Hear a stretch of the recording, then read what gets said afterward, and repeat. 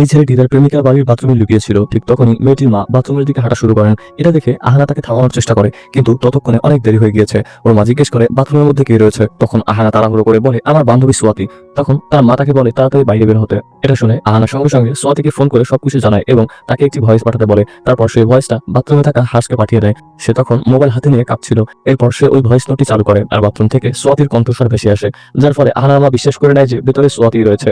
আহানা অস্বস্তির নিঃশ্বাস ফেলে, কিন্তু বিপদ এখনো কেটে যায়নি। সে তাড়াতাড়ি সোয়াতিকে বাড়িতে আসতে বলে যাতে পরিকল্পনাটি নির্ভুল হয়। এদিকে হাঁস ঠিক করে যে সে বাথরুম থেকে বের হবে। এরপর হাঁস বাথরুম থেকে বের হয়ে আহানার মা যেহেতু বাড়িতে রয়েছে তাই সে ওর বিছানার নিচে লুকিয়ে পড়ে। এদিকে আহানা এসে যখন বাথরুমে হাঁসকে খুঁজতে যায় তখন সে কোথাও ওকে খুঁজে পায় না, যার ফলে ওর বুক ধরফর করতে লাগে। সেভাবে চারপাশে খুঁজতে থাকে, কিন্তু কোথাও হাঁস নেই। তখন সোয়াত জিজ্ঞেস করে সে কি লাফ দিয়ে নিচে নেমে গেছে নাকি।